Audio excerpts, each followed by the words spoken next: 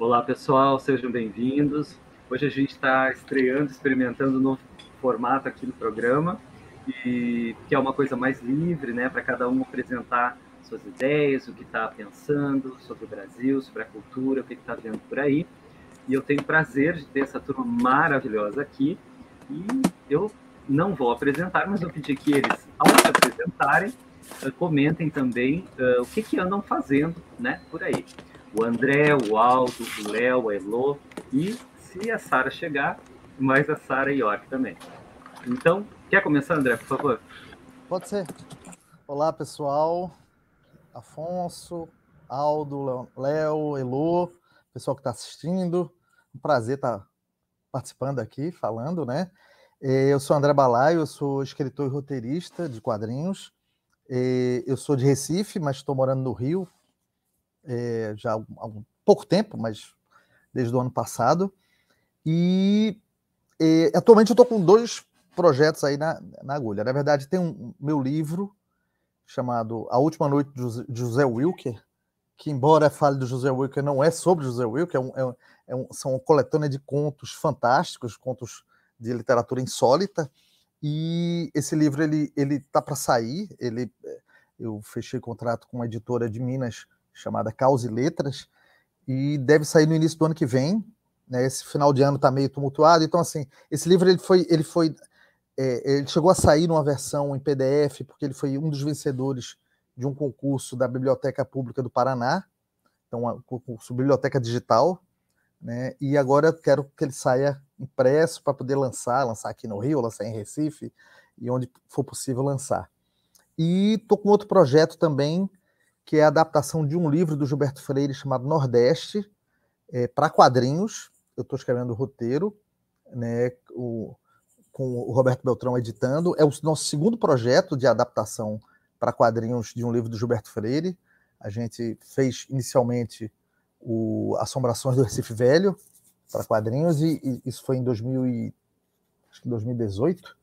E agora estamos trabalhando nessa adaptação até o final do ano. Eu espero que tá terminando. O roteiro é meu, as ilustrações são do Luciano Félix, que é um super ilustrador, já foi da revista Med, é um cara de Recife, e a edição do Roberto Beltrão, que é meu colega também no site O Recife Assombrado. Então, basicamente é isso. Conta um pouquinho desse projeto, que já tem 20 anos, não é isso? É uma franquia. 22 anos. O Recife Assombrado é um projeto que a gente começou lá atrás. Inicialmente era como fanzine. Antigamente tinha um negócio chamado fanzine. Tem que explicar, né? Porque hoje em dia não tem mais isso. Era mais para banda de rock, aí você fazia tipo uma revistinha de xerox, né? E daí a gente criou no comecinho dos anos 90 o primeiro fanzine, acho que o primeiro e único fanzine de histórias de assombração do Recife, de lendas, causos e tal.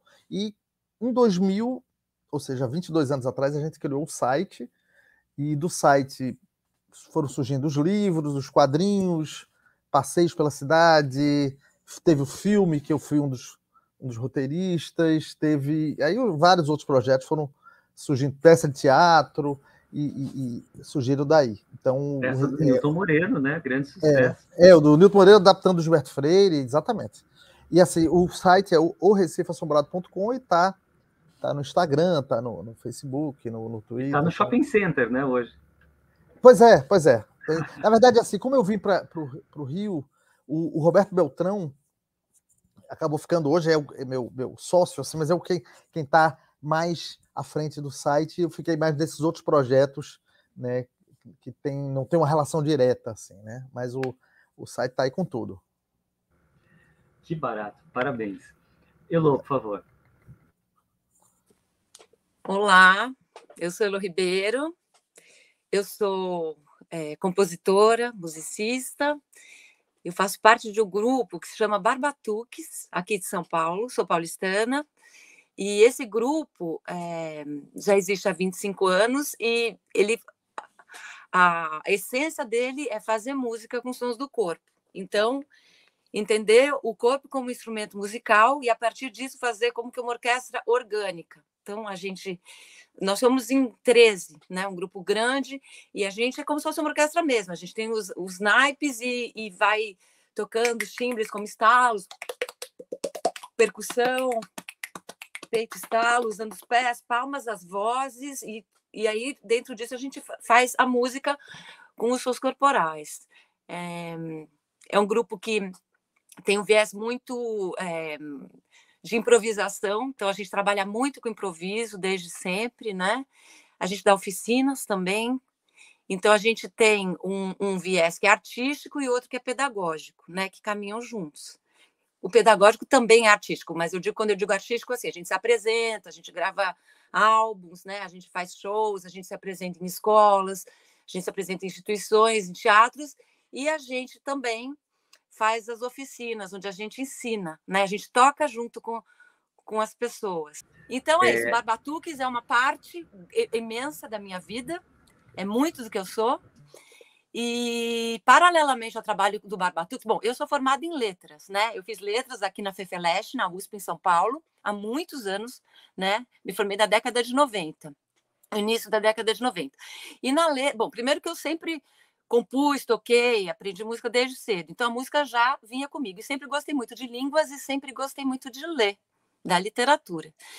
Então, quando eu fiz letras, eu tive a sorte, né, o privilégio de ter aula com grandes professores, como o Luiz Tati e o Zé Miguel Wisnik. E ali, eu acho que já começou a nascer em mim a vontade de juntar música com literatura, de fazer uma fusão, porque eu sempre acho que a intersecção é sempre muito rica, né? A mistura, você misturar linguagens, né? Pega uma coisa, pega outra, e aquilo vira uma outra, né? Então, eu trilhei muito esse caminho.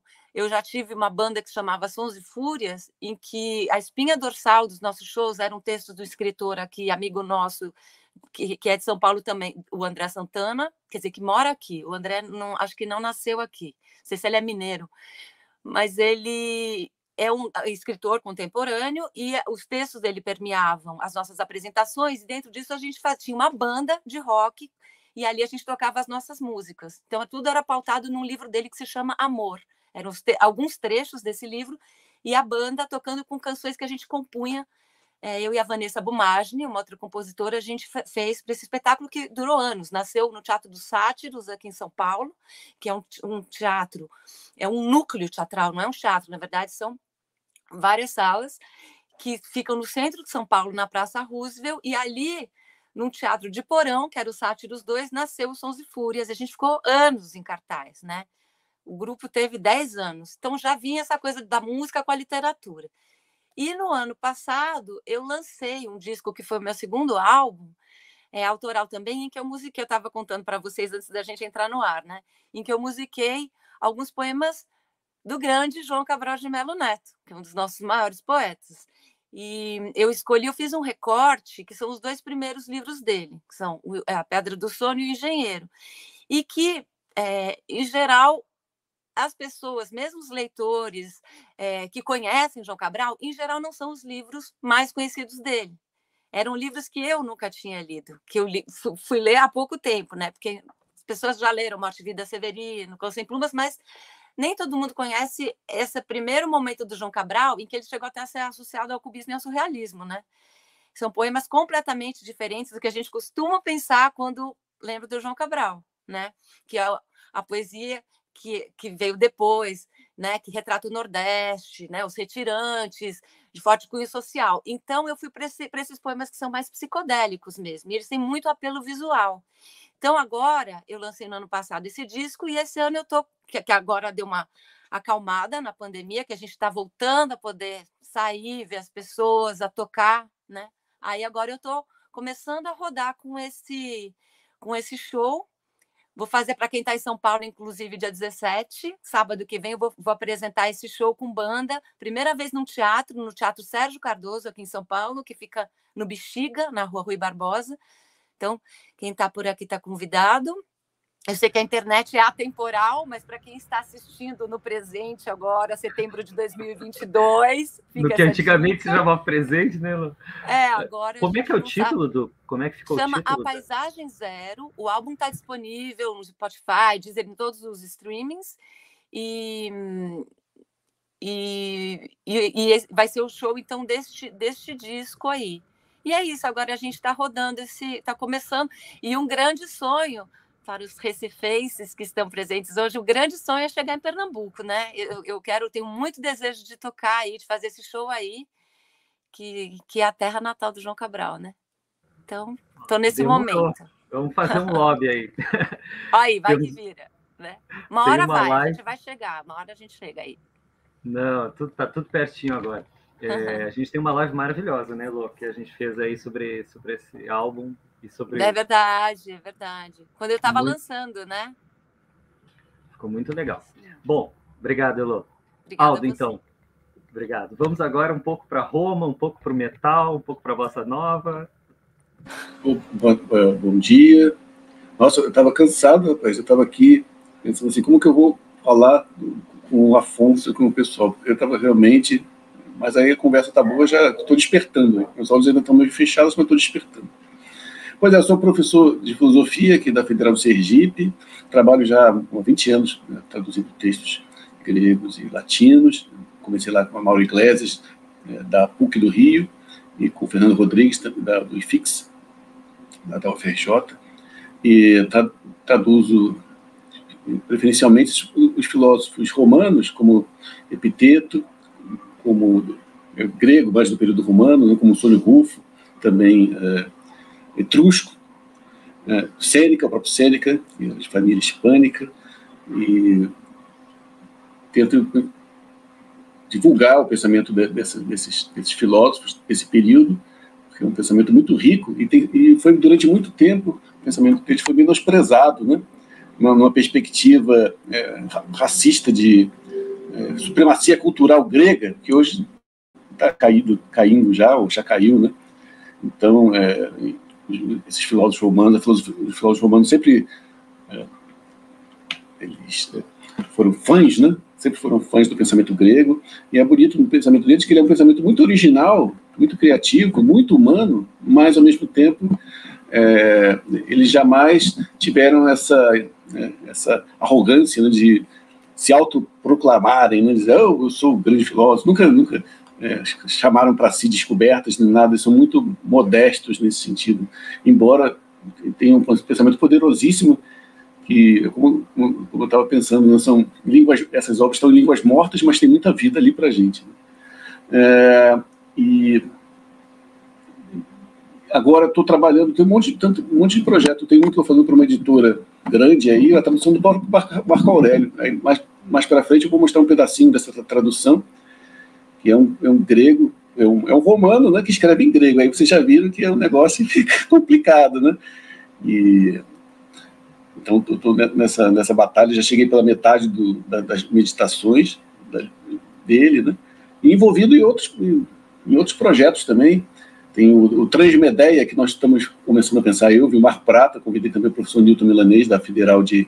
Vilmar Prata é doutorando da UFES, em filosofia, o Newton Milanês é professor da Estadual da Bahia, que é uma leitura contemporânea, leitura trans da Medeia de Sêneca, que nós estamos estudando agora no mestrado. E isso, entre outras coisas, né? Agora não me veio à mente, né? Eu estou com o Marco Aurélio tanto na minha cabeça aqui, e estamos fazendo também um livro sobre Epiteto, em inglês, do projeto da Inglaterra, né? Financiado pela Academia Britânica. Bom, o Epiteto não era muito conhecido no Brasil, tinha até uma espécie de censura sobre ele, né? E agora o Epiteto virou uma coisa pop. Conta aí o que aconteceu. Então, mas isso não é bom, né? Porque o estoicismo, como muitas outras facetas da cultura, foi apropriado, né, pela cultura pop norte-americana, que é cultura de massa, né? Mercado cultural. E aí, obviamente, para essas produções se encaixarem nas caixinhas deles, né, você tem que arrancar um monte de pedaço, né? Você tem que, enfim, tem que entrar naquela... como certa marca de lanches que a gente vê por aí, não vou dizer o nome, né? Que é tudo bonito, né? Entre aspas, né? Tem a bela propaganda, o belo local, mas a comida mesma é uma droga, né? Então, fizeram basicamente isso com o estoicismo, como fizeram com a música, né? A Elô sabe muito bem disso, né? Como fizeram também com a literatura, como o cinema agora, né? Está se tornando isso também, né? Então, para vender, eles têm que diminuir a coisa, né? Tem que baixar o nível da coisa, e isso é um ponto importante, porque o estoicismo sempre foi uma filosofia de revolta. Um número grande desses filósofos do período imperial, por exemplo, ou foram exilados ou foram condenados à morte, porque eles lutavam por princípios fundamentais até a morte mesmo. Enquanto isso, como produto cultural contemporâneo, está virando uma filosofia de prosperidade, como se eles buscassem por dinheiro no momento, e de resignação, que é o oposto deles. O Epiteto, por exemplo, foi exilado, ele constituiu sua escola em Nicópolis, que é nas fronteiras do Império, depois de ser exilado politicamente por Domiciano. Mussolini Rufo foi 3 vezes exilado, Sêneca foi condenado à morte, e por aí vai. Certo? Então, sem falar que eles foram censurados justamente por falar muito em liberdade, né? Pelo que eu entendi, acabaram sendo ícones do protestantismo, né? Exatamente. Bom, vamos seguir nessa toada, então. Obrigado. Léo, apresente-se, por favor.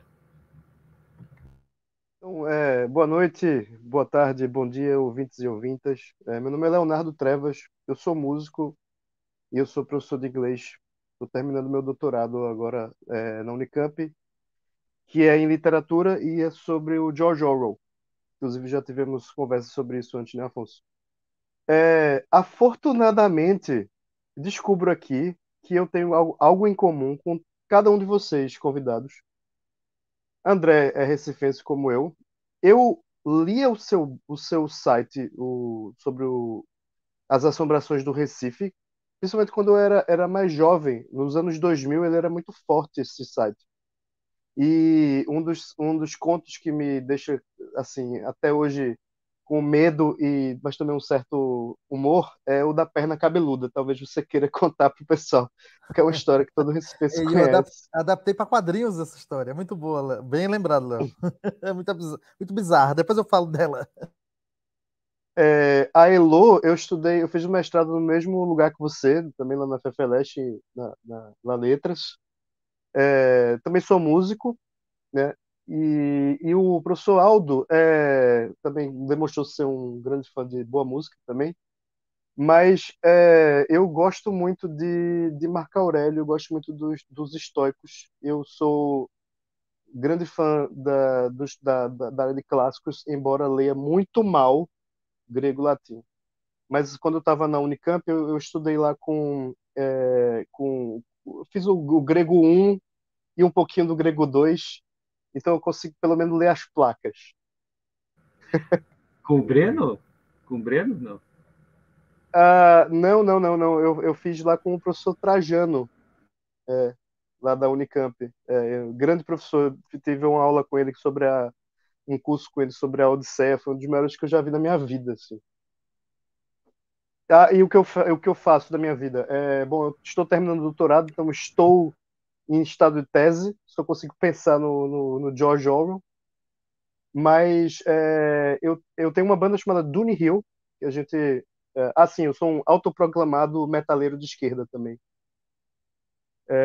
E a gente tem uma carreira de 12 anos, temos 2 álbuns lançados, né? A gente faz um heavy metal com pegada anos 80, e nesse último álbum que a gente fez, chama-se Song of Sei Quilos, ele tem uma pegada do classicismo, que ele é inspirado na partitura mais antiga do mundo, se chama-se o Epitáfio de Cícero Sei Quilos, que é um trechinho assim que tem umas de música com letra que tem uma notação musical, isso há 2000 anos atrás. E a gente pegou esse tema e inventamos uma história por cima dele, uma história que tem a ver com deuses e deusas. A gente gravou agora, há 2 meses atrás, a gente fez um show junto com o Angra, aqui no Recife, e gravamos um álbum ao vivo e um DVD, e está em processo de pós-produção. Creio que no começo do ano que vem vai sair para todo mundo sacar aí. Você também tem relação com blues, não é isso? Você tem uma banda de blues? Como é que é?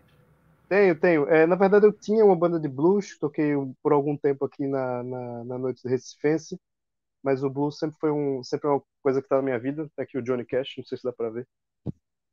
E me considero um grande entusiasta. Se você quiser, eu canto um blues para vocês aí mais tarde, Afonso. Se você pediu, eu canto com um jeitinho. Já está escalado aí. Que delícia, bom, muito bom. Então, agora é justamente isso, né? Eu vou pedir que cada um dê uma dica cultural, leia um poema, cante, sapateie, faça alguma coisa. É um sarau. Você quer começar, Aldo? Pode ser. Então, eu acho que eu posso mostrar um pedacinho aqui dessa tradução. Eu estava revisando ela, deixa eu ver. Que ainda está em andamento, é um capítulo do... uma entrada do capítulo 6. Deixa eu ver aqui. Então, é um capítulo bonito, é uma entrada bonita do capítulo 6, porque fala sobre essa faceta do estoicismo, de gentileza, né, de ser gentil, né, de sermos gentis uns com os outros, que com certeza é algo que nos falta hoje em dia, certo? A gente vive o período da política do ódio e do ressentimento, né? Então ele fala sobre isso aqui, ele diz, aqui está em cima também o texto grego: alguém nos faz escoriações com as unhas durante os exercícios físicos e nos deu um soco, abrindo um ferimento em nossa cabeça. Mas não damos sinal de fraqueza, nem nos ofendemos, nem olhamos com suspeição depois, como se o oponente estivesse tramando contra nós. E certamente nos defendemos, não como se ele fosse hostil, nem por suspeição, mas gentilmente nos esquivamos. Assim sejamos também nas demais reviravoltas de nossa vida. Não levemos em consideração muitas das ações dos que são como os que se exercitam conosco no ginásio, pois é possível, como eu disse, se esquivar, não guardando desconfiança nem ódio. Eu achei muito bonito, né? Porque mostra essa faceta do estoicismo, né? de enfrentar de uma forma civilizada, de uma forma gentil, os nossos oponentes, que é algo que nos falta completamente hoje em dia, né? Eu traduzi isso nessa semana, né? Muito bonito. Muito bom, obrigado. André, por favor. Eu gostaria de ler um trechinho curto do meu conto, que dá o nome ao meu novo livro, que é A Última Noite de José Wilker. Eu quero só contar essa história. A história é o seguinte: o ator José Wilker, que é bem conhecido, que morreu alguns anos atrás, quando ele morre, tem um personagem que é o personagem principal, que é o Herculano Pimentel, ele é de Recife, e ele vai para o Rio para repetir a mesma noite. Ele quer fazer uma noite igual, então ele vai tentar repetir a noite, vai para o mesmo restaurante, ele lê qual foi o restaurante, vai tomar o mesmo vinho, o mesmo prato, e aí tem toda a questão de relacionamentos afetivos com mulheres, porque José Wilker estava na casa da namorada, e o Herculano ele tenta repetir isso, e claro que dá tudo errado, e as coisas não saem como ele esperava. Então é por isso que o nome é A Última Noite de José Wilker. Eu vou ler um trechinho curto que eu peguei aqui. Compartilhar a tela, deixa eu ver aqui. Não sei se tá. Ao chegar à calçada, digitei no celular: Garotas de Programa. O nome piscou na tela, iluminando meu rosto. Centauros. Era ali perto, poucas ruas adiante. Acelerei o passo, alternando o olhar entre o mapa aceso e as ruas vazias. Uma placa na esquina confirmava o nome da rua enviesada. A pouca iluminação fazia os prédios assimétricos parecerem distorcidos e enigmáticos. No muro-alvo de um casarão começaram a se formar manchas escuras, borrões elípticos que, aos poucos, ganharam contornos de rostos amontoados, como no quadro Operários, de Tarsila do Amaral. Eram fisionomias femininas, que lembravam minha mãe, minha ex-mulher, Giovana, a médica Valquíria, Simone e várias outras mulheres que eu havia namorado, desejado, possuído, todas com expressões crispadas, carrancudas ou irônicas, ralhando e gargalhando. Não havia som, era como se estivessem num filme mudo. Me censuravam e me levavam ao ridículo, porque eu estava disposto a pagar por uma mulher. Decidi ir embora. Porém, ao me virar, ouvi uma voz: Venha, meu amigo, a gente estava esperando por você. Numa fachada de ripa de madeira, flutuava um centauro, grotesco e simpático. A cabeça, os braços e o dorso de homem, e o tronco e as patas de cavalo. Olhei de novo para o muro. Estava branco. O bizarro coro de mulheres havia desaparecido. O animal fantástico empinou de contentamento, ao me ver abrir a estreita porta metálica. Minhas mãos estavam geladas. As pernas bambearam pelo corredor estreito até uma sala parecida com um escritório de contabilidade dos anos 80. Telefones fixos de teclas quadradas e calculadoras com rolo de papel para impressão. Que tipo de cálculo faziam? Uma mulher de terninho e calça comprida estava em pé ao lado da escrivania com um plugue enfiado em cada ouvido. De olhos fechados, pressionava os fones com os dedos indicadores e cantava baixinho uma música, mexendo o quadril num movimento circular, como se equilibrasse um bambolê invisível. Era magra, alta, tinha um rosto bem desenhado e a boca fina, encimada no canto por uma pintinha. Uma top model 2 décadas depois do estrelato, a Cindy Crawford temporã. Abriu os olhos e parou rebolado, esboçando um imediato sorriso de clareamento dental. É isso. Muito bem, olha, que legal, parabéns, muito bom. Obrigado. Elô, o que você quer fazer, apresentar para a gente? Eu acho que eu vou continuar, então, dentro do universo cabralino e vou tocar, então, uma das músicas que estão nesse álbum, A Paisagem Zero, tá bom? Vou pegar violão aqui, peraí. Que beleza, hein? Show ao vivo. Quase ao vivo, né? Esse programa está sendo gravado, pessoal, então... Eu vou virar aqui assim, ó, vamos ver se melhora para dar para ver o violão, né? Não dá para ver muito, não, né? Mas deixa eu ver se está minimamente afinado, peraí.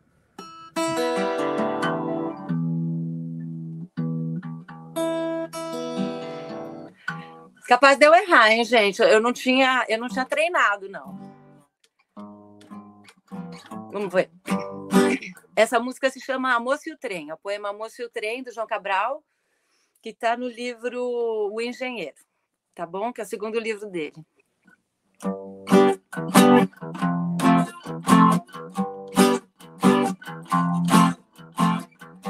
O trem de ferro passa no campo, entre telégrafos.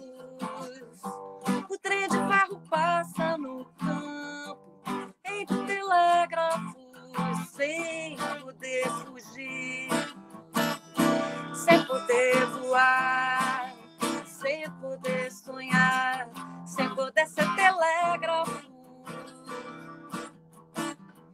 A moça na janela vê o trem correr, ouve o tempo passar. O tempo é tanto que se pode ouvir, e ela o escuta passar como se outro trem cresce oculto, elástico do gesto. A moça na janela vê a planta crescer, sente a terra rodar. Que o tempo é tanto que se deixa ver. Que o tempo é tanto, que o tempo é tanto que se deixa ver.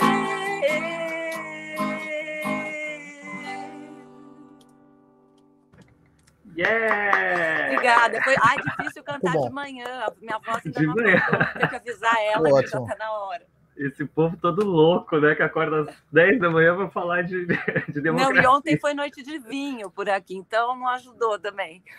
Ontem você estava estreando? O que você fez mesmo? Não, noite de vinho. Ontem tomei vinho. Tá. E aí, e agora, como tá de manhã, que para mim ainda é de manhã. Agora, sim, não sei se já passou do meio-dia, mas eu estou achando que para mim ainda é, tecnicamente então, ainda é. Estou chegando aqui, estou aterrissando, estou chegando Lindo, na Terra. Lô.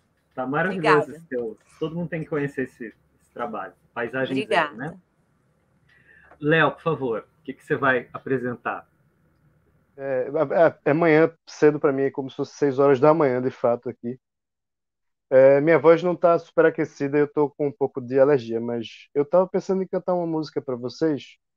Vou cantar ela a capela, que eu estou sem poder tocar aqui, mas é uma música do Alceu Valença.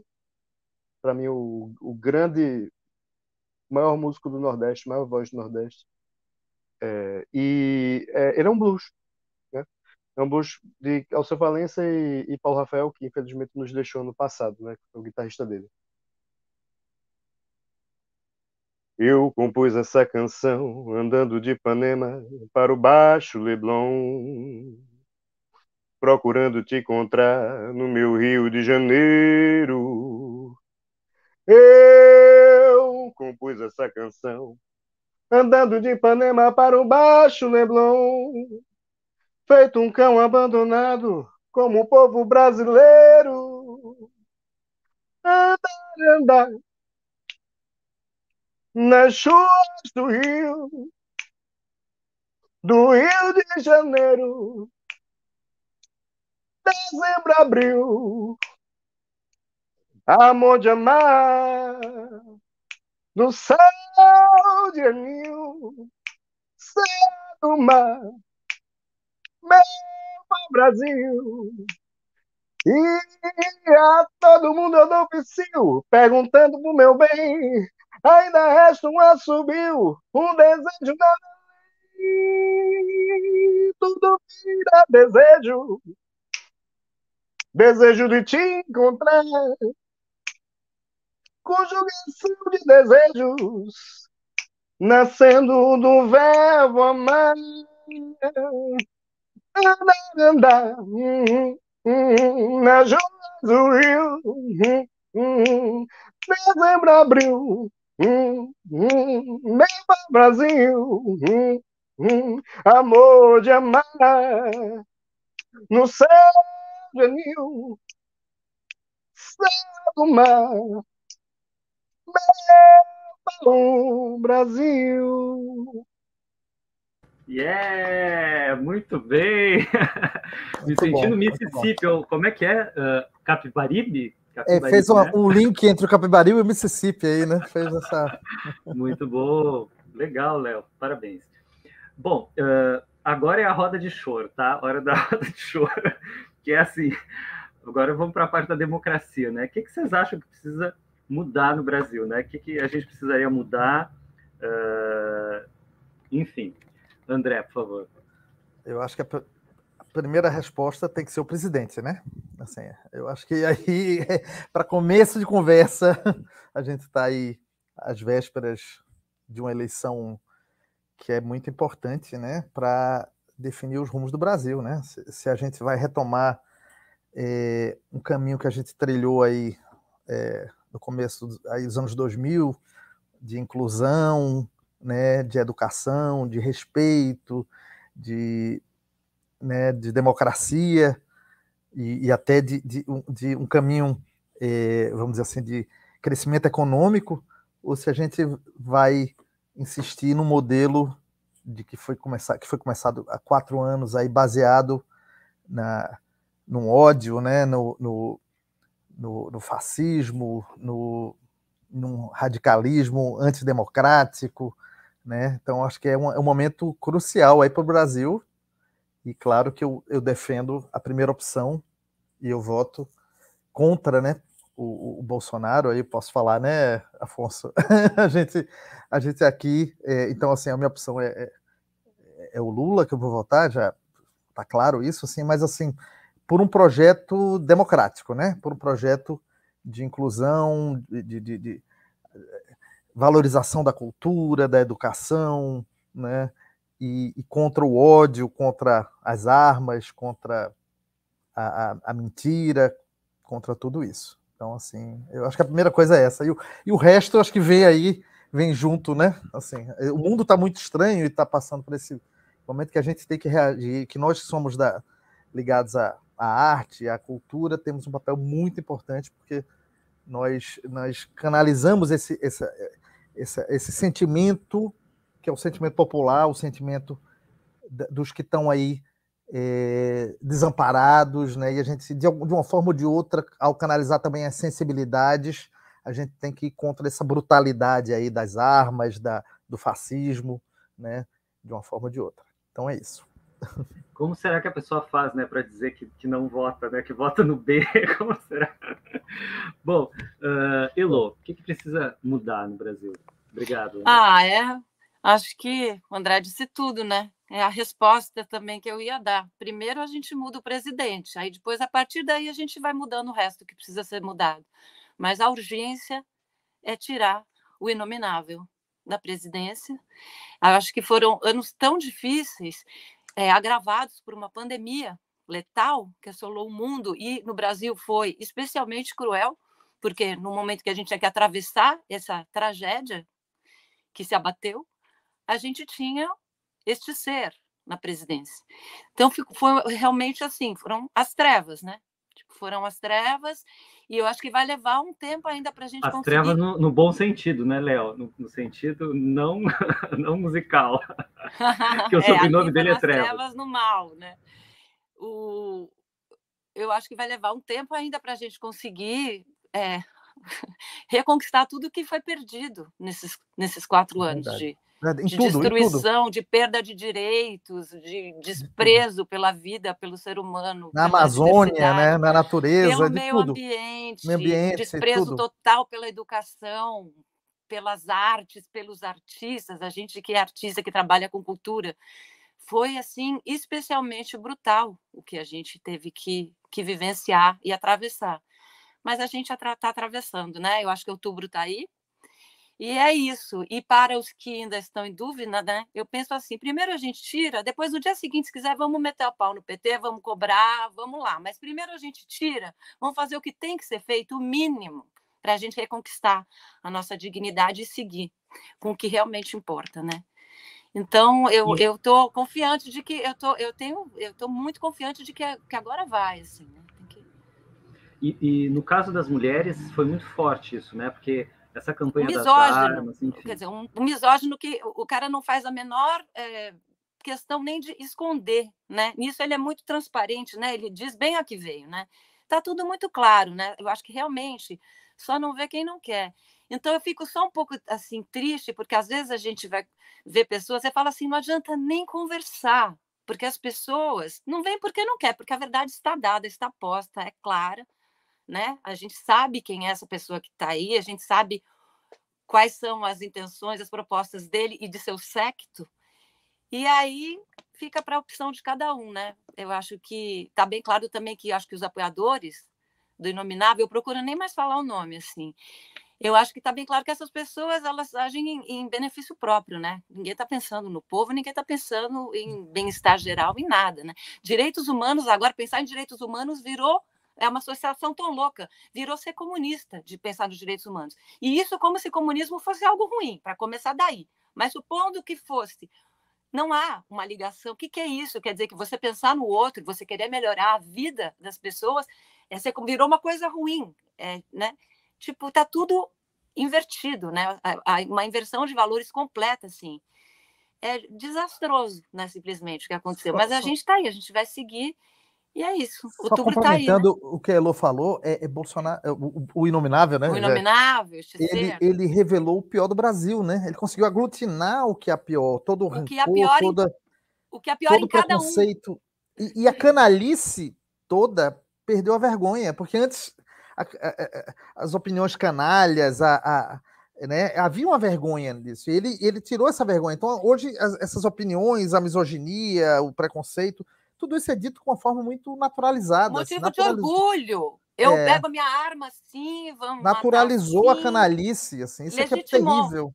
Legitimou. Ele legitimou, né? Então, agora é bacana você ser misógino, você ser racista, você ser homofóbico. Vamos destruir o país mesmo, os indígenas que têm que morrer, não tem que ter terra, vamos destruir. E é o voto do coronelismo, né? E a coisa do fanatismo religioso, que daí é aquele outro capítulo também, né? Essa falta de respeito com algumas crenças, né? Então, é um negócio que está indo por um terreno muito perigoso tudo, né? Sim. Muito perigoso tem violência mesmo. política, né? E, bom, depois eu queria talvez trazer a questão das células nazi, né? Que a gente está vendo cada vez mais essa coisa da supremacia branca, e aí entra essa coisa da hierarquia de gênero, a mulher basicamente é um útero, né? Para reproduzir a raça branca, e aí só serve para isso. E os gays nem se fala, né? Porque eles atrapalham a supremacia da raça, né? Então, são discursos que estão rolando aí. Léo, por favor. Eu me descobri numa categoria chamada junkie político. Não sei se vocês já viram isso. É o cara que não consegue parar de ver notícias, lives e etc. sobre eleições políticas. Eu tô nessa, assim. Eu gostaria muito de poder lhe dizer o que o Brasil vai ser a partir do dia 1º de janeiro de 2023. Mas eu estou tão focado no momento presente, né? Eu estou praticamente vivendo aí sobre os auspícios do estoicismo, tentando viver o momento presente ao máximo. Mas eu estou muito focado, sei lá, tipo, ontem saiu a Datafolha, né, dia 9 de setembro. O Bolsonaro ele subiu 2 pontos acima dentro da margem de erro, mas oscilou 2 pontos acima. O Lula está com 45% dos votos, o Bolsonaro está com 34%. O Ciro oscilou para baixo, está com 7 pontos, e a Simone Tebet com 5. Essa eleição tudo indica que o voto está muito cristalizado, as pessoas já decidiram quem vão votar, né?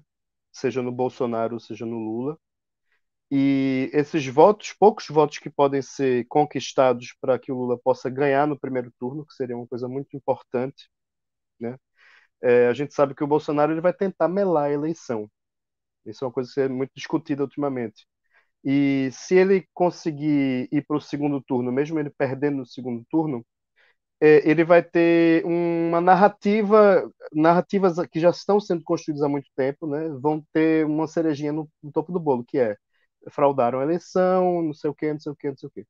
Se o Lula ganhar no primeiro turno, não vai ter segundo turno federal, e isso significa que se o Bolsonaro tentar fazer alguma sacanagem para melar a eleição do primeiro turno, ele vai ter que melar a eleição dos deputados estaduais dele, dos federais, dos governadores, dos senadores, e é muito mais complicado no ponto de vista logístico mesmo. Qual é o meu palpite? Eu acho que não vai acontecer isso. Eu acho que vai ficar no plano do discurso, mas ele não tem força nem suporte da sociedade em geral para dar um golpe ou fazer qualquer coisa do tipo. Mas eu acho muito importante que a gente tente, nós que estamos dentro desse plano democrático, né, progressista, ou até mesmo se você for de direita, mesmo que seja uma direita democrática, né, liberais, democratas e tal. Acho que as pessoas precisam se juntar e não votar no Ciro nem na Simone Tebet, sabe? Realmente votar no Lula, porque a Tebet ela é uma candidata que ela representa setores assim da direita que historicamente não são muito não tem muita representação política, né? Essa direita mais liberal, mas assim nos costumes não é conservadora. O Ciro é um trabalhismo, né, histórico, só que a plataforma do Ciro e do Lula são praticamente a mesma. Então eu não vejo, além de questões pessoais e meio mesquinhas, por que alguém que votaria no Ciro em outras eleições não votaria no Lula nessa, entende? Muitos amigos meus, inclusive minha própria esposa, são ciristas e vão votar no Lula nessa eleição porque é a tarefa histórica, né? A gente tem certos deveres e acho que as disputas ideológicas assim de plano de governo elas vão ter que ficar realmente para o mandato do Lula, né? Eu espero que todos esses candidatos assim do campo democrático acabem participando do governo de uma forma ou de outra, né? Somando-se ao governo do Lula. Mas antes disso, a gente precisa vencer essa eleição, e mais importante é você falar com aquele pessoal que está próximo de você, que não gosta muito de política, ou acha que é tudo igual, ou se não está meio puto porque teve um mensalão, não sei o quê. Vamos conversar com essas pessoas, né? Existem aqueles 10, 15, 20% da população que são fanáticos, eles não adianta conversar com eles, a gente sabe quem são. Mas as pessoas comuns, e eu acredito que o brasileiro ele é muito moderado, o brasileiro médio é uma pessoa moderada, não é um fanático, são pessoas que devam ser, né, conversadas. Então vamos usar nossa lábia de artista, que todo artista tem a sua lábia, né, para tentar convencer essas pessoas a votar no Lula. Perfeito, muito bom, Léo. Aldo, a educação foi um dos alvos aí, né? Enfim, Paulo Freire foi quase transformado num inimigo público. Fala o que você acha que tem que mudar aí, por favor. Não, então, eu acho que essa sessão em choro é realmente, porque ultimamente eu tenho só chorado, né?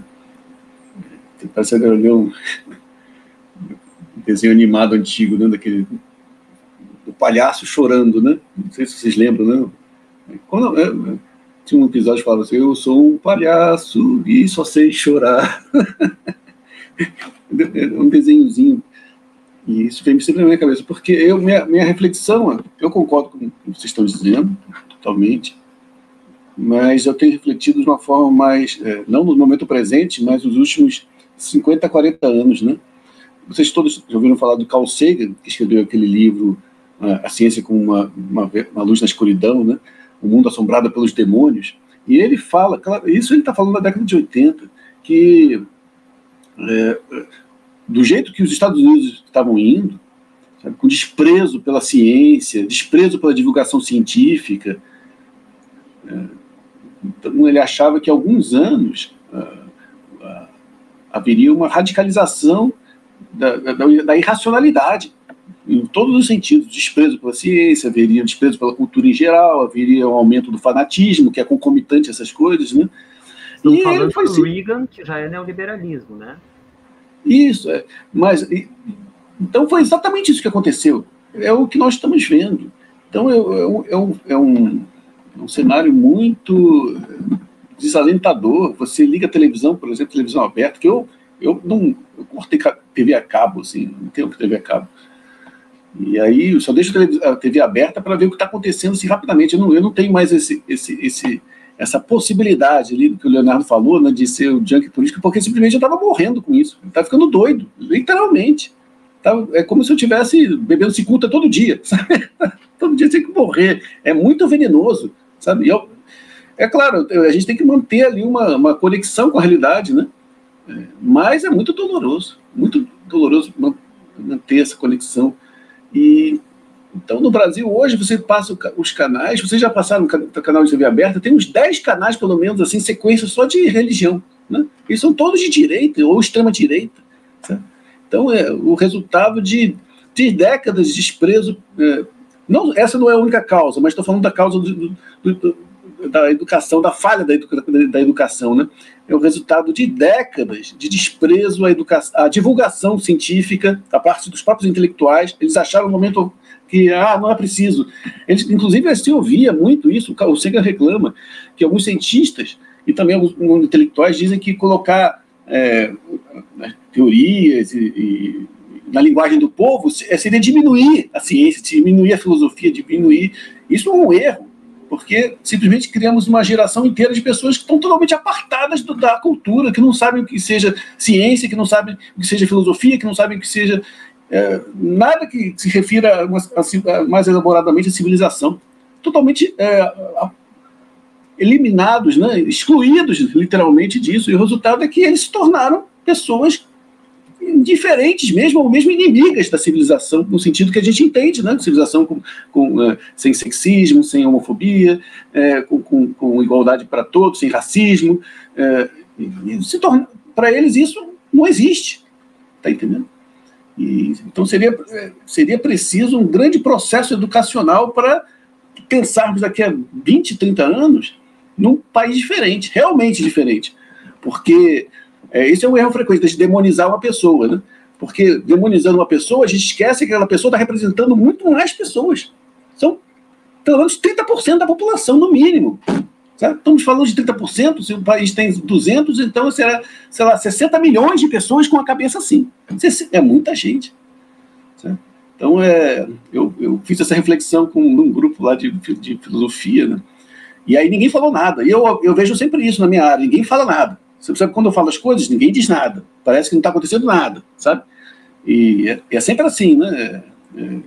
O navio está afundando e todo mundo diz, tá tudo normal, não vai acontecer nada, sabe? Sendo que depois isso se reflete em verbas também, né? Em fechamento, como o Unicinos fechou todo pós-graduação da filosofia. E já está acontecendo agora, basta ver o quanto as verbas encolheram nos últimos anos. Do CNPq, da CAPES, foram encolhendo. Por quê? No interesse de grupos privados, né, da educação. Exatamente. Né? Privatização da educação. Então, por exemplo, eu tenho um blog, então eu vou até colocar na sugestão cultural meu próprio blog aí, de divulgação científica, que eu sou um dos poucos que fazem isso, que as pessoas não percebem a importância disso, sabe? Aí tem já 47 mil consultas. Isso pode parecer um número bom, mas vejam quantos milhões de acessos eles têm, sei lá, nesses sites, nesses canais de televisão. Então a força deles é muito grande. É como se a gente estivesse lutando contra um elefante com uma colher, sabe? É muito... E o pior, as pessoas da nossa área não entendem, não compreendem a urgência de fazer divulgação, não, sabe, não conseguem perceber isso. Eles acham que a sociedade naturalmente vai financiar pesquisas em ciência e em física e ciências humanas eternamente. Não é assim. Não era assim. E no andar da carruagem, em breve também não vai ser mais assim. Tá entendendo? Porque eles estão reduzindo os financiamentos e eliminando a importância mesmo, né? Como a Elô falou, tudo é visto como se fosse imoral, né? Então estão taxando não só de inutilidade, mas de imoralidade, de monstruosidade o que a gente faz. Então é um cenário muito desalentador e evidente que imediatamente temos que fazer isso que vocês estão falando, né? Mas imediatamente alguma coisa tem que ser feita, porque eles vão continuar muito poderosos, muito poderosos. Como o André falou, o André foi o Leonardo, não lembro. Seja lá qual for o resultado do primeiro turno, eles vão ter preenchido bancadas e mais bancadas. Prefeituras, governos, né, um exército de deputados estaduais e federais que vão estar apoiando esse tipo de ideia. Que é o que está acontecendo nos Estados Unidos, né, Aldo? Que exatamente. O Trump perdeu a eleição, mas o trumpismo continua, quer dizer, ele agregou, então, todo esse movimento de questionar a eleição, de dizer que foi fraude e tal, não está visando só o presente, está em unir essa extrema-direita para o futuro, né? Exatamente. Tem uma coisa. Estão fazendo isso agora. E tem esse caráter também que o André falou, é um movimento mundial, não é algo só do Brasil, é um movimento mundial. Tem uma coisa interessante que eu acho que é essa questão a rede funciona com interação, né? Como essas pessoas interagem muito, acabam tendo bons números, né? Então tem isso também, né? Será que realmente está se controlando esse discurso de ódio? Eu pesquiso muita coisa na internet. Você joga lá, Cristina Kirchner, sabe? Tem 1 milhão de sites dizendo corrupta, vagabunda, não sei o quê. E você fica assim, gente, como que não vai dar, né? Um atentado magnífico. Por exemplo, Afonso, eu só vou fazer um comentário nisso. Uma das razões que eu cortei TV a cabo é que a gente ficava passando nesses canais tipo History, Discovery, e é quase 24 horas por dia programa sobre nazismo. Vocês já viram isso? É o tempo todo, cara.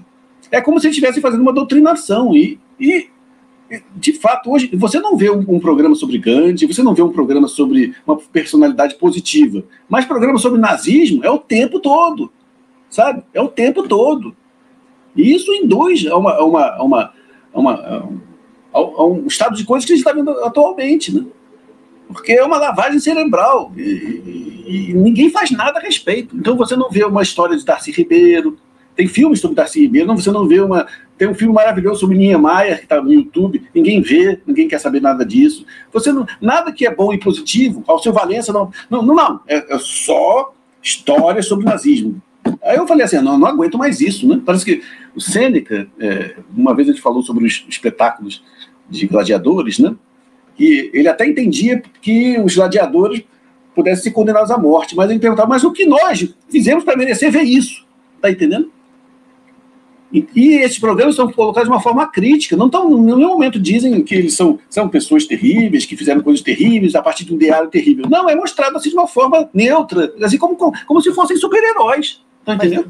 Deixa eu complementar, que eu concordo com o que o Aldo comentou, e acho o seguinte, houve uma formação, existe um ramo da imprensa que se especializou em noticiar crime, né, em programas sensacionalistas, e eles contribuíram para criar esse sentimento de pró-armamentista, pró-violência policial, pró-pena de morte. Isso tudo, esse sentimento que esse grupo que apoia o Bolsonaro é tão caro para eles, isso, de certa forma, foi um pouco alimentado por esse tipo de coisa, né? Um sentimento que se criou de insegurança, que de fato existe, não é? Mas sempre no sentido punitivista, no sentido policialesco, nunca no E até sentido de racial, né, André? Até racial, tem uma pegada que é racial também. um projeto de eliminar, né, os jovens negros favelados, né, que são esses que morrem pela polícia, né, que são assassinados pela polícia diariamente. Mas isso é um projeto, e isso aí foi alimentado nos últimos anos. Isso ajudou a criar essa ideia de que tem que se apoiar um candidato que defende a arma, que defende a polícia, que defende a repressão, né? Não existe uma preocupação, não, olha, de dar. Os jovens precisam de cultura, de arte, precisam de educação. Vamos investir em educação para melhorar, para reduzir a violência daqui a alguns anos, né? Vamos investir na questão social, diminuir os desníveis sociais, porque isso vai. Não. É repressivo, é violência, é polícia. Então, a mídia, né? Só aproveitando que o Aldo falou, mas isso tudo faz parte criou-se um caldo que possibilitou o eleitorado do Bolsonaro, né, de crescer. Então, as pessoas começaram a comprar, realmente, ó, esse cara tem que matar os bandidos, bandido bom, bandido morto. Então, isso aí houve essa contribuição, vamos dizer assim, né? Não surgiu do nada. Elô, o que você pode falar? Não, eu estava pensando um pouco né, que se fala muito hoje, que realmente a gente está vivendo isso da polarização.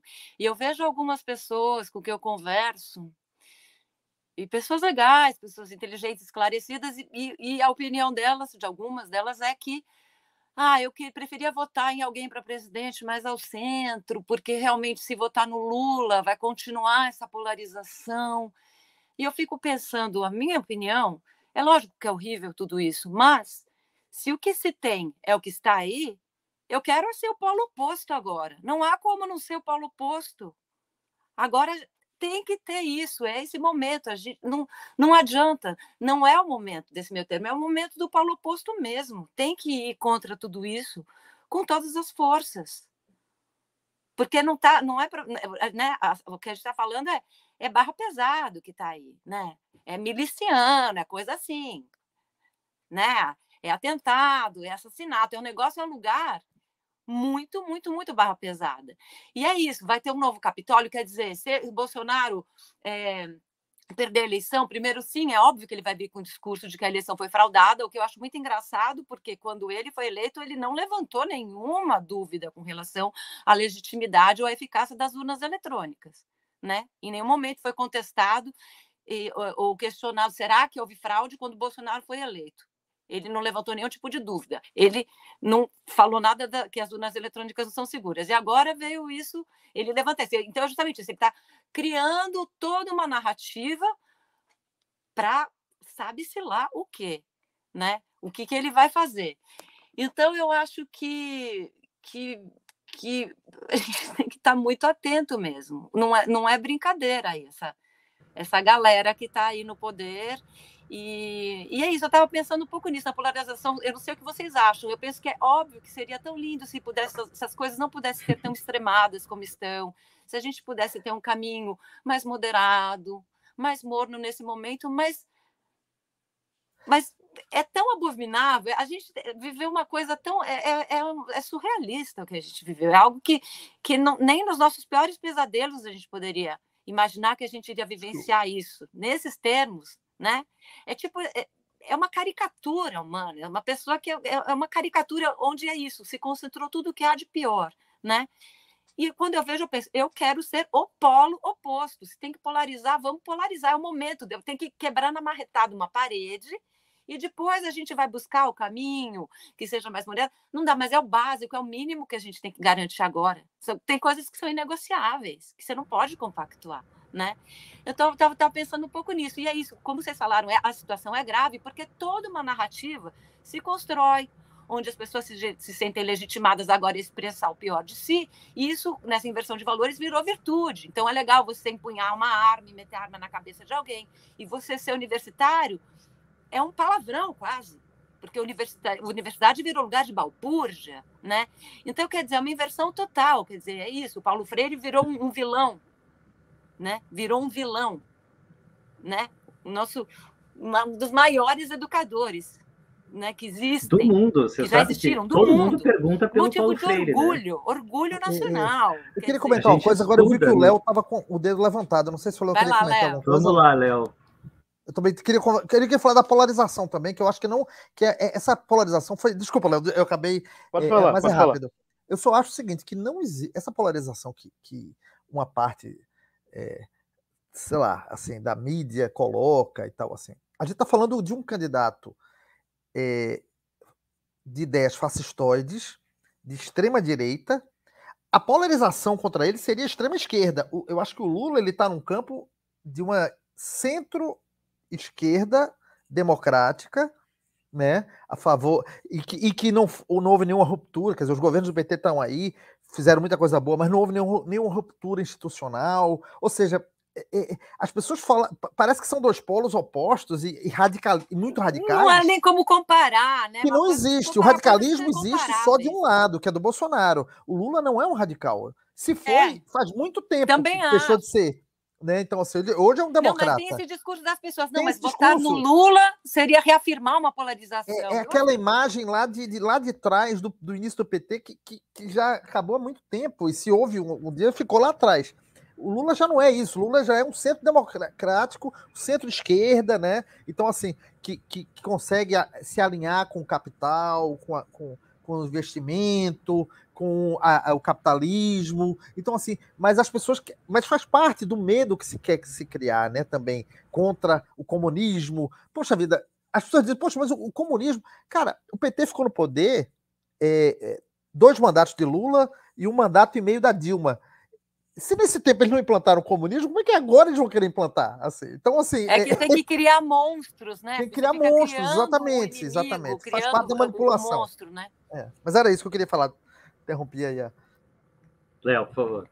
Pegando o que a Elo falou das pessoas, assim, os indecisos, né, que acham que é uma tarefa muito difícil, né, uma escolha muito difícil, parafraseando aquele editorial do Estadão há 4 anos atrás. Então, assim, eu acho que um dos problemas, talvez, seja porque esses eleitores, eles encaram as eleições majoritárias, isto é, as do executivo, como se fosse um self-service, um restaurante self-service. Você põe a saladinha aqui, você põe aqui os frios, e que você tem a carne ou a picanha, se você for vegano, não sei o quê. Então, esse tipo de momento em que o eleitor ele vai buscar uma representatividade comunitária ou de identidade, ele vai ter que buscar isso nas eleições proporcionais, né? Ele vai ter que buscar deputados, vereadores, senadores que de fato representem esse tipo de posicionamento que eles vão ter. Então, assim, eu tenho escutado muito de pessoas assim ao meu redor, são, por exemplo, LGBTs que vão votar apenas em candidatos LGBTs para as proporcionais, mulheres que vão votar em mulheres para as proporcionais, negros que vão votar em negros para as proporcionais e vice-versa. Isso é perfeitamente justificável e correto, porque, afinal de contas, qual é a ideia da democracia representativa? É você representar quem você é, assim, com o seu voto individual e a comunidade que você faz parte. A questão inclusive, se aparecer um metaleiro aí para candidato a deputado estadual pelo Pernambuco, você me avisa que eu quero votar nele. Mas acho que não tem. Vou ter que me candidatar daqui a 2 anos. As majoritárias, você não pode ter esse tipo de approach, né? Nunca existiu no Brasil, desde 89 para cá, uma terceira via. O máximo que aconteceu foi a Marina Silva em 2014, que foi bem votada. O Garotinho em 2002 também foi bem votado, mas assim, eles teve o que? 2 dígitos, né? Pouco mais que 2 dígitos. Então, sempre houve isso chamado polarização, isso sempre existiu, desde Collor e Lula, né? E passando por outras eleições. A grande questão, como o André falou agora há pouco, né, é que encara-se essa polarização de uma maneira falsa, né, ao passo que o Bolsonaro ele é fascista, né, ele representa uma extrema-direita que nós estamos no calor do momento histórico, mas eu tenho certeza que daqui a 30 anos a turma vai ver como o fascismo 2.0, assim. É um fascismo sem que se apropria de símbolos nacionais, não tem... Nazista, simplesmente, né? Eles não têm coturnos nem suásticas, mas eles são, né? A tradição é essa. E o outro polo é, como o André falou, é centro-esquerda, é social-democracia, que é uma das coisas mais velhas que existe, né? E para mim é o que tem para hoje, assim. Se fosse uma polarização de fato, como rolou no o integralismo contra os comunistas nos anos 30, né? Pedro Doria tem um livro maravilhoso chamado Fascismo Brasileiro. Com você tinha de fato porrada na rua, que era o pessoal do Partidão, contra os integralistas lá do Plínio Salgado. Mas o que acontece é que hoje em dia isso não acontece. O PCB, que é o representante da esquerda comunista, que pode se colocar nesse outro polo, ele é irrelevante, né? A não ser tipo, em algumas universidades e talvez na internet, com alguns youtubers e tal. Mas, assim, honestamente, ele vai ter. A Sofia Manzano vai ter pouquíssimos votos, né? Com todo respeito a ela e o seu partido. Mas, assim, agora a gente está no momento que a gente não pode escolher a saladinha, nem escolher a carninha, ou não sei o que. A gente tem que votar naquilo que está lá mesmo, e é o Lula. Eu, particularmente, acho que o Lula ele é o grande personagem do século XX, assim, junto com o Getúlio Vargas. Né? São os grandes personagens políticos do nosso Brasil. E depois de 2016 ficou até mais forte, né? Como ele conseguiu fazer esse milagre, né? De um congresso, por exemplo, que tirou a Dilma, né? Gente, nós vamos ter que encerrar porque já passou de 1 hora, mas vamos fazer um momento Belchior aqui para a gente sair assim meio yoga. Ano passado eu morri, mas esse ano eu não morro. E eu queria que vocês... aquela história, né? Até na caixa de Pandora ficou a esperança presa lá no fundo, né? Bem no fundo, mas está lá a esperança. Então, que vocês dessem uma dica cultural de alguém que vocês acham inspirador, ou algum projeto, algum plano que vocês têm, porque a gente vai ter que levar o barco devagar, como diria aí Paulinho da Viola, né? Segundo me ensinou a doutora Lígia Bahia. Quer começar, Aldo? Bom, minha dica vou fazer uma dica sobre um livro meu que saiu ano passado, que é uma seleção de cartas de Sêneca, que um filósofo que eu adoro, e que teve que eu fiquei muito feliz porque teve um elogio do Cacá Diegues, né, que é da Academia de Letras. Vou colocar até aqui, que ele escreveu um textozinho, leu o livro e gostou, e coloquei aqui na conversa, depois você põe aí a gente põe nos comentários aí.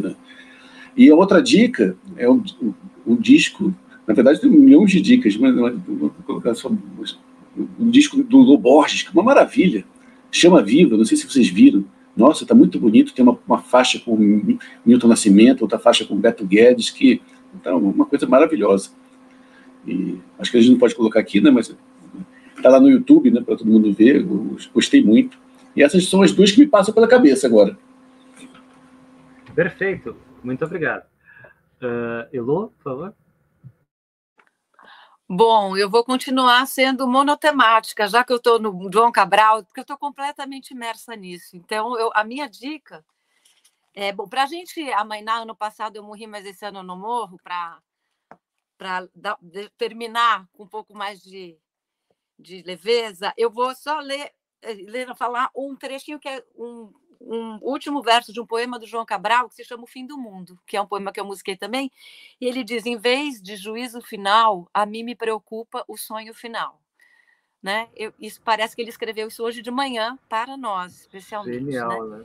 Então a gente fica com isso, o poema inteiro é lindo, depois vale a pena ler. A minha dica é que quem não conhece os primeiros livros do João Cabral, que leia. Como eu não conhecia e li, me surpreendi, me apaixonei. Então, fica essa dica de ler a Pedra do Sono e O Engenheiro, e depois escuta o álbum A Paisagem Zero, para ver o que eu fiz musicalmente a partir dessa obra tão bonita. Eu acho que é isso. Eu comecei com João Cabral e terminei com João Cabral. Então, fica a dica de ler esse livro aqui. É uma edição que contém as duas primeiras obras do João Cabral. O Paisagem Zero está no Spotify, né? Está no Spotify, está em todos os tocadores. E E é isso, baseado nesses 2 primeiros álbuns aí. Legal. E até tem nossa live, a gente põe aqui na descrição. Obrigado, Elô. Isso. Obrigada a vocês. Léo, por favor. Gente, eu queria agradecer ao Afonso, né, e a todos vocês. Foi um prazer conversar com vocês todos, né? É interessante você encontrar, de um grupo de estranhos, você encontrar coisas em comuns, acho isso fascinante. E Afonso, obrigado mais uma vez aqui, terceira participação. Conte comigo sempre que necessário, tá? Então, eu vou recomendar o livro Fascismo à Brasileira, com Crase Noir, do Pedro Doria. Pedro Doria, ele é de Todo Meio, que é um newsletter de conteúdo e um canal de YouTube muito bom, assim. Ele é um cara que faz análises políticas muito legais. E veja, eu acho interessante você ouvir pessoas que não são do mesmo campo que você necessariamente. Ele é um liberal progressista. Mas ele faz análises muito pertinentes em relação ao momento eleitoral no canal dele. Esse livro, Fascismo Brasileiro, é um estudo histórico muito interessante sobre o integralismo e depois sobre os movimentos neonazistas que infelizmente ainda rolam por aqui. Musicalmente, eu queria recomendar, escuta a minha banda, chama Dune Hill. A gente tem um disco chamado Song of Say Kilos, lançamos em 2019. Para você sacar, basta me adicionar lá no Instagram. Esse aqui é @Leonardo Trevas. Tem lá no bio da gente, tem o link para ouvir a música. E eu queria também chamar a atenção para uma banda daqui do Recife, de pessoas muito jovens, e que a banda é muito legal. Os caras têm uma influência de rock psicodélico e cantam em português com sotaque pernambucano. Acho que é uma coisa legal. O nome da banda é Hóspedes da Rua Rosa. Eles acabaram de lançar, faz uma semana, o disco Eu Tô Muito é Pior. Esse título é ótimo, né? Então, busquem aí o pessoal da Hóspedes da Rua Rosa, quem quiser sacar como é que é a cena musical recifense hoje em dia, né?